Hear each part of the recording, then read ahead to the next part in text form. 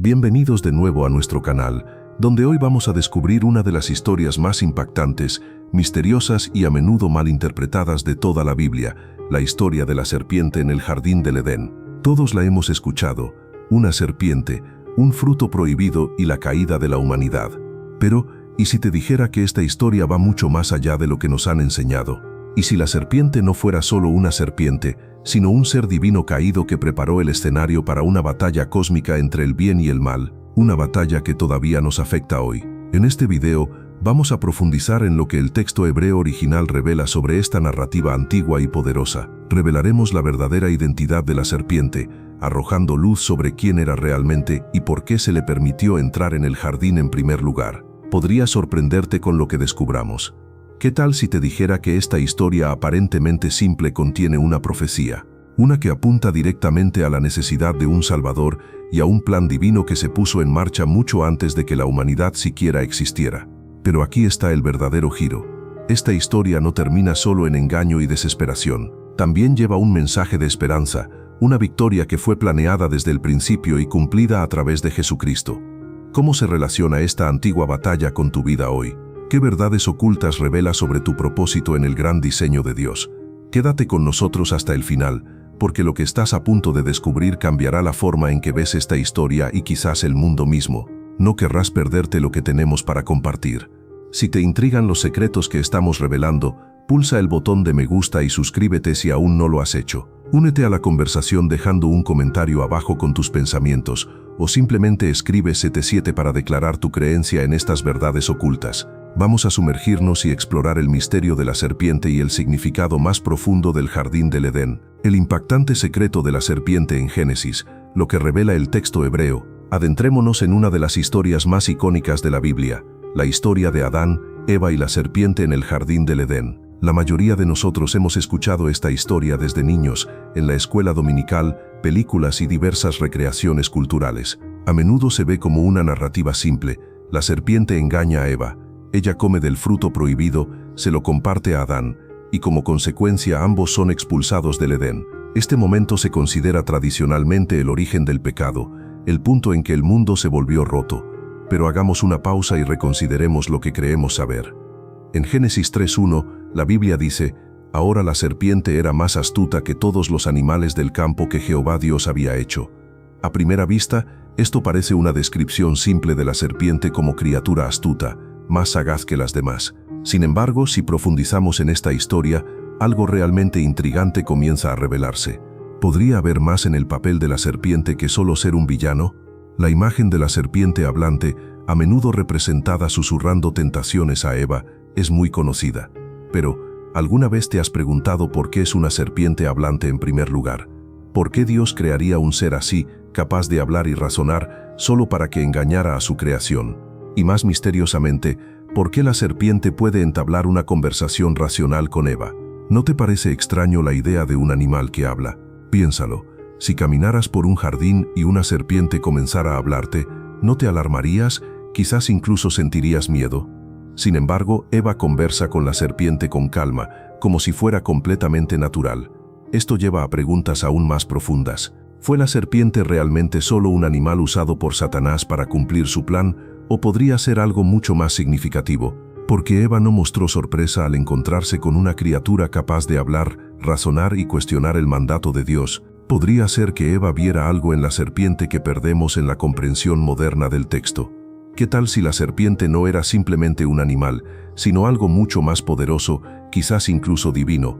Ahora, veamos el castigo de la serpiente que podría ofrecer una pista.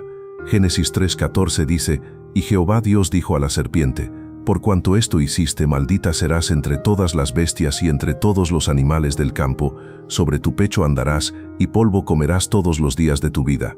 Tradicionalmente se entiende como la explicación de por qué las serpientes se arrastran por el suelo. Pero, ¿y si este castigo no se trata solo del acto físico de arrastrarse?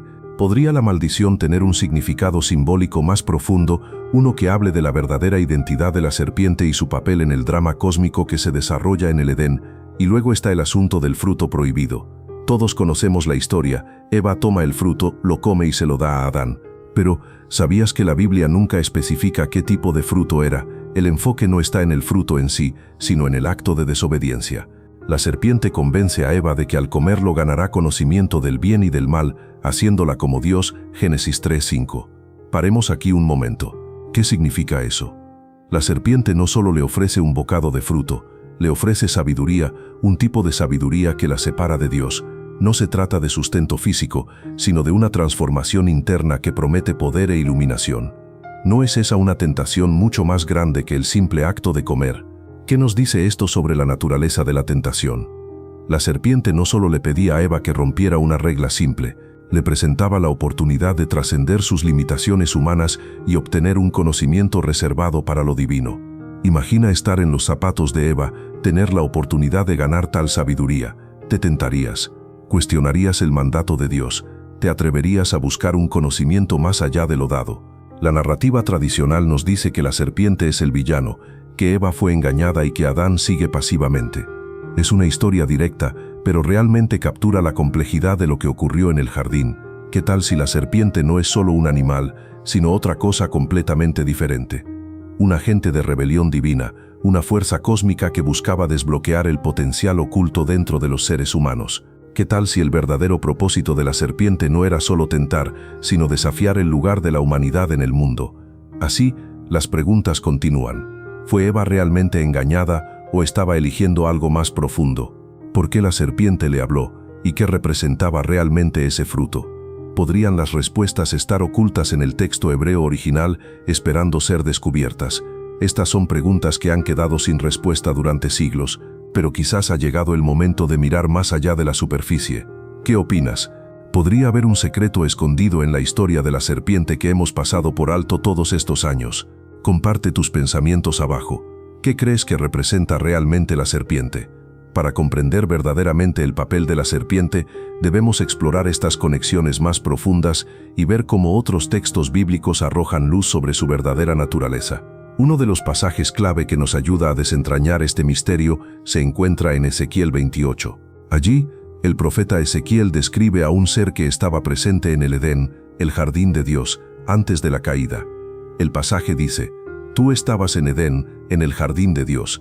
Cada piedra preciosa era tu cobertura, sardio, topacio y diamante, carbunclo, ónix y jaspe, zafiro, turquesa y esmeralda con oro. La obra de tus timbres y flautas fue preparada para ti en el día en que fuiste creado. Tú eras el querubín ungido que cubre, yo te establecí, estabas en el monte santo de Dios, caminabas de un lado a otro en medio de piedras de fuego».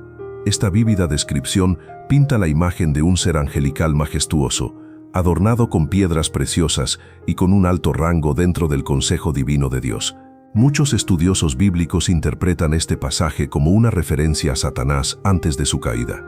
La frase querubín ungido sugiere fuertemente un ángel guardián de alto rango y gran poder, a quien se le otorgó una posición estimada en la presencia de Dios. En el contexto del antiguo Cercano Oriente, los querubines eran seres espirituales poderosos que custodiaban el trono de Dios. Muy lejos de los bebés regordetes con alas que a menudo se representan en el arte moderno, eran figuras temibles o inspiradoras asociadas con el poder y la protección divinos. Esta descripción del ser en Edén, sin embargo, no coincide con la idea de una simple serpiente. Más bien, habla de una figura divina radiante, alguien que una vez caminó en la presencia de Dios en una posición de honor. Pero, ¿quién era exactamente este ser en Edén? La conexión se vuelve más clara cuando examinamos la caída de esta figura exaltada. La frase «caminabas de un lado a otro en medio de piedras de fuego» sugiere que este ser tenía acceso a los lugares santos donde habita Dios, una relación íntima con lo divino. Sin embargo, el orgullo y la rebelión condujeron a su caída. Isaías 14:12-15 proporciona una referencia más directa, describiendo a un ser cuyo nombre era Lucifer, que significa estrella de la mañana o portador de luz. El pasaje dice: «¿Cómo has caído del cielo, oh lucero, hijo de la mañana? Has sido arrojado a la tierra, tú que abatías a las naciones. Dijiste en tu corazón: subiré al cielo. En lo alto por encima de las estrellas de Dios, levantaré mi trono y me sentaré en el monte de la congregación». La ambición y el orgullo de Lucifer lo llevaron a rebelarse contra Dios, deseando ascender por encima de su trono. Como resultado, fue expulsado de su posición exaltada. Este ángel caído cuyo orgullo lo convirtió en un engañador, es la misma figura que muchos estudiosos creen estaba presente en el jardín del Edén, disfrazada como la serpiente. La serpiente no era solo una culebra, era Lucifer, un querubín glorioso que había caído de la gracia y que ahora se disfrazaba de engañador para desviar a la humanidad. Esta comprensión cambia todo lo que pensábamos que sabíamos sobre la serpiente. No era una simple criatura de la tierra, sino un ser divino que tenía la capacidad de desafiar la autoridad de Dios, de engañar con astucia y sagacidad. La serpiente en Edén no era simplemente un animal que tentaba a Eva con fruta. Era un ángel caído, una encarnación de la rebelión, buscando corromper la creación perfecta de Dios. A través de su engaño, condujo a Adán y Eva al acto supremo de desobediencia. ¿Qué revela esto sobre la verdadera naturaleza de la tentación? No era solo la atracción del fruto prohibido, sino el engaño de un ser caído que una vez estuvo lleno de luz y ahora usa su encanto para manipular y engañar. Este conocimiento transforma nuestra visión de la caída de la humanidad. No fue solo la desobediencia de dos individuos, sino el triunfo de la oscuridad que buscaba subvertir el orden divino de la creación. Ahora que entendemos la verdadera naturaleza de la serpiente, surge la pregunta: ¿cómo cambia esto nuestra comprensión de las decisiones que tomaron Adán y Eva? ¿Fueron simplemente engañados por un animal? ¿O fueron engañados por un ángel caído, un ser que alguna vez conoció la gloria de Dios y ahora buscaba arrastrar a otros a su rebelión? ¿Qué significa esto para nosotros hoy? ¿Y cómo desafía nuestra visión de la tentación y la guerra espiritual? En 2 Corintios 11:14, el apóstol Pablo ofrece una poderosa visión sobre la naturaleza de Satanás. Y no es de extrañar, porque el mismo Satanás se disfraza como ángel de luz. Este versículo revela un elemento crucial del carácter del engañador. Satanás a menudo aparece como algo bueno, algo hermoso, escondiendo sus verdaderas intenciones maliciosas bajo una máscara de encanto. Esto es clave para entender la serpiente en Génesis. Lo que parecía ser una criatura inocente e inofensiva era en realidad un ser envuelto en engaño. Anteriormente exploramos la palabra hebrea nakash, que a menudo se traduce como serpiente, pero que también puede significar ser radiante o encantador. Este doble significado se alinea perfectamente con la descripción bíblica de Satanás. La serpiente en Edén no era simplemente una culebra arrastrándose por el suelo, era un ser divino radiante, capaz de brillo y encanto. El poder engañoso de Satanás no reside solo en sus palabras, sino en su apariencia. Un ángel de luz, una figura que parecería confiable, incluso sabia. Cuando consideramos esta comprensión más profunda, queda claro por qué Eva no se alarmó ante la serpiente. No estaba conversando con una culebra que se arrastraba, estaba interactuando con una figura divina deslumbrante que irradiaba sabiduría y gracia. El engaño de la serpiente no estaba solo en lo que decía, sino en lo que se veía. Un ser de luz que ofrecía sabiduría que parecía provenir de una fuente divina. ¿Cómo podría Eva saber que con quien conversaba era en realidad el enemigo de Dios y de la humanidad? Esta realización transforma nuestra comprensión del papel de la serpiente en el jardín. La serpiente no era solo un animal, sino un poderoso ser caído, un adversario que alguna vez estuvo en la misma presencia de Dios. Este era un ser que había sido guardián del trono de Dios, una figura de belleza y fuerza divinas. Pero ahora, como ser caído, utilizaba ese mismo encanto, inteligencia y resplandor para atraer a la humanidad a la rebelión contra Dios. Lo que una vez fue bueno se había convertido en la fuerza que buscaba alejar a la humanidad del Creador. Esta interpretación transforma la historia de la caída de la humanidad de un simple acto de desobediencia a algo mucho más grandioso, una batalla cósmica entre el bien y el mal, con la humanidad atrapada en medio. La serpiente en su forma radiante no era simplemente una criatura ordinaria que tentaba a Eva, era un ser divino caído, antaño aliado poderoso de Dios, ahora convertido en adversario. Su misión ya no era proteger o guiar a la humanidad, sino engañar, manipular y conducir a la humanidad hacia la oscuridad. Las implicaciones de este cambio de perspectiva son profundas. La serpiente en el jardín no era simplemente una fuerza de la naturaleza, era un símbolo de la lucha eterna entre la luz y la oscuridad, la verdad y el engaño. La elección de Eva no era solo sobre comer un fruto, era una decisión que reflejaba la vulnerabilidad de la humanidad ante el atractivo de la falsa sabiduría y la belleza, una advertencia sobre los poderes engañosos que pueden desviarnos. ¿Cómo vemos ahora la tentación, sabiendo que a menudo se presenta envuelta en algo bello, que parece bueno y sabio, y cómo este entendimiento más profundo de la serpiente en Génesis nos desafía a ser más discernidores en las decisiones que tomamos. La batalla entre el bien y el mal no es solo una batalla de palabras, es una batalla de apariencias, de engaños. Y nosotros también debemos estar atentos. Para comprender verdaderamente quién era la serpiente en el jardín del Edén, primero debemos explorar la trágica historia de la caída de Lucifer, una narrativa de orgullo, rebelión y un dramático descenso desde las alturas del cielo hasta las profundidades de la oscuridad. Uno de los pasajes más significativos que revela la naturaleza de la rebelión de Lucifer se encuentra en Isaías. En Isaías 14, 12, 15, el profeta ofrece una descripción poética pero poderosa de la caída de Lucifer, a menudo llamado la estrella de la mañana o portador de luz. El pasaje dice: «¿Cómo has caído del cielo, oh lucero, hijo de la aurora? Has sido arrojado a la tierra, tú que abatías a las naciones. Dijiste en tu corazón: subiré al cielo. En lo alto levantaré mi trono por encima de las estrellas de Dios, me sentaré en el monte de la congregación, en lo más alto del monte Safón, ascenderé sobre las cimas de las nubes, me haré semejante al Altísimo. Pero has sido derribado al Seol, a lo profundo del abismo». Este pasaje se interpreta ampliamente como referencia a Lucifer, cuyo nombre significa estrella de la mañana o portador de luz. Describe a un ser que una vez fue glorioso, creado para brillar con resplandor divino, que se consumió con orgullo y ambición. La repetición de la frase subiré revela la raíz del pecado de Lucifer, un profundo deseo de exaltarse por encima de Dios y tomar el lugar del Todopoderoso. La rebelión de Lucifer no fue un pequeño acto de desobediencia, no fue simplemente un fallo en obedecer, fue un intento directo de derrocar el orden divino de Dios. Lucifer buscaba ascender por encima de las estrellas de Dios, frase que simboliza a los seres angelicales que sirven en la corte celestial de Dios. Deseaba sentarse en el monte de la congregación, el asiento más alto de honor en el cielo.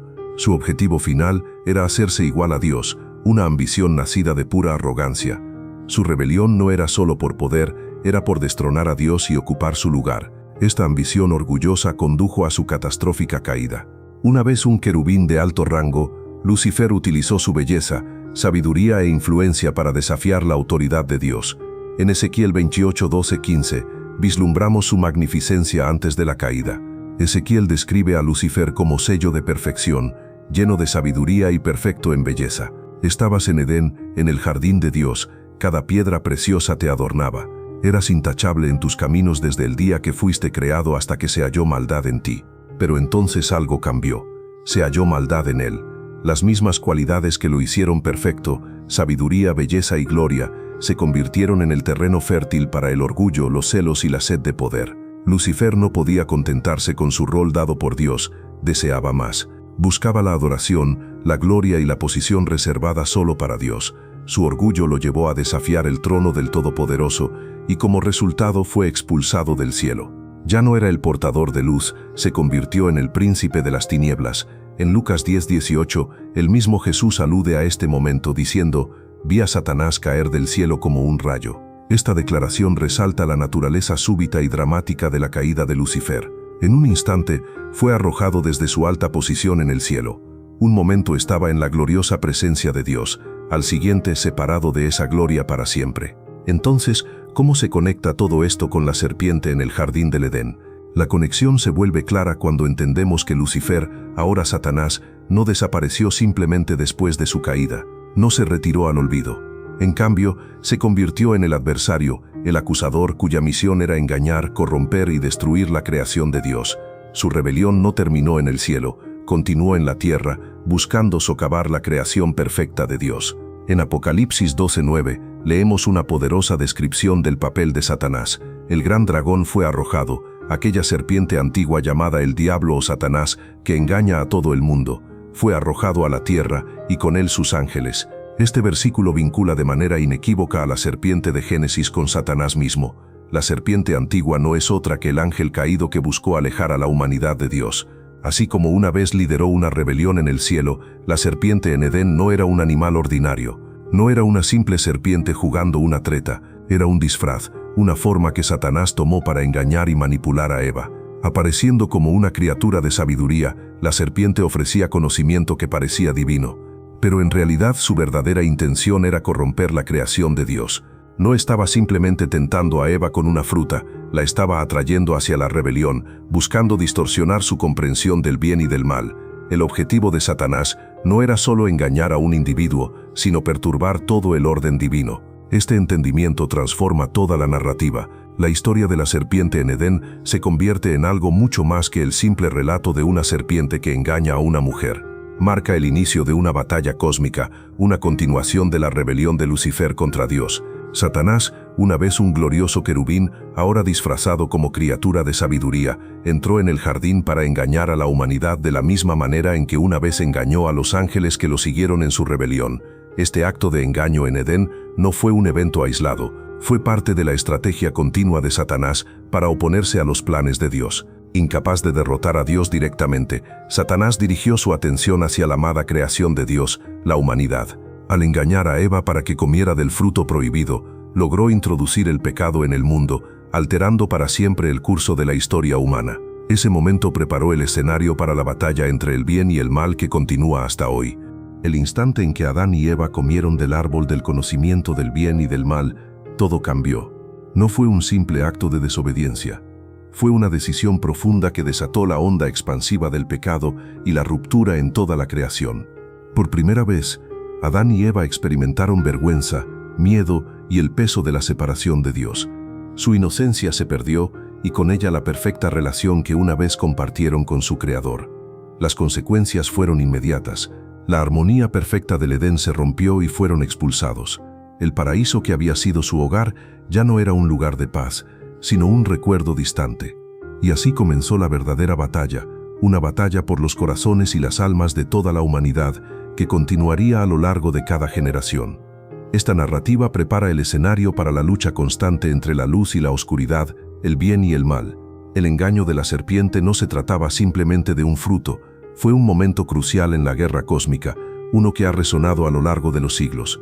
La pregunta ahora es, ¿cómo responderá la humanidad a las mismas fuerzas de engaño y tentación que una vez desviaron a nuestros primeros padres? ¿Cómo reconoceremos las tácticas de la serpiente en nuestras propias vidas? ¿Y qué haremos para resistir el engaño que busca robar nuestra relación con Dios? En Génesis 3:14-15, Dios pronuncia juicio sobre la serpiente, comenzando con estas palabras poderosas. Entonces el Señor Dios dijo a la serpiente: «Por cuanto esto hiciste, maldita serás entre todo el ganado y entre todos los animales salvajes. Sobre tu vientre andarás, y polvo comerás todos los días de tu vida. Pondré enemistad entre ti y la mujer, y entre tu simiente y la simiente de ella. Esta te herirá en la cabeza, y tú le herirás en el calcañar». Esta maldición es mucho más que un castigo para una serpiente literal. Es un símbolo profundo de la caída del poder y estatus de la serpiente. Lucifer, una vez un ser angelical radiante que estuvo en la presencia de Dios, ha sido humillado. El acto de condenar a la serpiente a arrastrarse sobre su vientre y comer polvo simboliza no solo la humillación física, sino una derrota espiritual, una pérdida total de autoridad ante los ojos de Dios. La naturaleza gloriosa de la serpiente ha sido despojada y ahora vive en deshonra. Pero el juicio sobre la serpiente no es solo un castigo personal, tiene un significado más profundo. Las palabras «pondré enemistad entre ti y la mujer, y entre tu simiente y la simiente de ella» insinúan una batalla continua que se extiende más allá del jardín del Edén. No se trata de una simple hostilidad entre humanos y serpientes, es la profecía de una lucha eterna entre el bien y el mal. Significa el choque entre las fuerzas de la justicia, los que siguen a Dios, y las fuerzas de la oscuridad lideradas por Satanás. Esta profecía prepara el escenario para la guerra espiritual que continúa a lo largo de la historia. La enemistad entre la serpiente Satanás y la mujer Eva encontrará su cumplimiento final en la batalla entre Jesucristo, la descendencia de Eva, y el propio Satanás. Las palabras «Él te herirá en la cabeza y tú le herirás en el calcañar» son vistas por muchos como el primer destello de esperanza en la Biblia. Prefiguran la victoria definitiva sobre el mal. Mientras Satanás heriría al calcañar del Redentor, simbolizando el sufrimiento y la muerte que Jesús sufriría en la cruz, Jesús aplastaría finalmente la cabeza de Satanás, significando su derrota definitiva y la destrucción del poder del pecado y la muerte. Este momento marca el comienzo del plan redentor de Dios para la humanidad, un plan que culminará en la victoria de Cristo sobre Satanás y la restauración de todas las cosas. Para Adán y Eva, las consecuencias de su desobediencia fueron de largo alcance y devastadoras. En Génesis 3, 17-19, el juicio de Dios continúa al hablar con Adán: «Maldita será la tierra por tu causa, con dolor comerás de ella todos los días de tu vida. Espinos y cardos te producirá, y comerás hierba del campo. Con el sudor de tu rostro comerás el pan hasta que vuelvas a la tierra, porque de ella fuiste tomado, pues polvo eres y al polvo volverás». Toda la creación se vio afectada por su pecado. La tierra que antes daba su abundancia sin esfuerzo en Edén, ahora se volvió maldita. Ya no podrían vivir en el paraíso que conocieron, experimentarían trabajo arduo, dolor y dificultades para sobrevivir. La tierra, antes fuente de sustento y belleza, ahora produciría espinas y cardos. Esto refleja la separación profunda que el pecado causó, no solo entre la humanidad y Dios, sino también entre la humanidad y el mundo que debía cuidar. El trabajo, que antes era una tarea gozosa en el jardín, ahora se convirtió en labor fatigosa, un recordatorio constante de su estado caído. Cada cosecha, cada esfuerzo por obtener alimento de la tierra, les recordaría el paraíso perdido y las consecuencias de su elección. Dios también habla a Eva, señalando cómo su experiencia del parto estaría marcada por el dolor y el sufrimiento. «Multiplicaré en gran manera tus dolores en tus embarazos, con dolor darás a luz hijos». Este dolor en el parto se convierte en un recordatorio físico de la maldición bajo la cual vive la humanidad, pero también tiene un significado más profundo. El dolor del parto, símbolo de la lucha constante en el mundo, apunta también a la redención final que vendrá a través de la descendencia de Eva.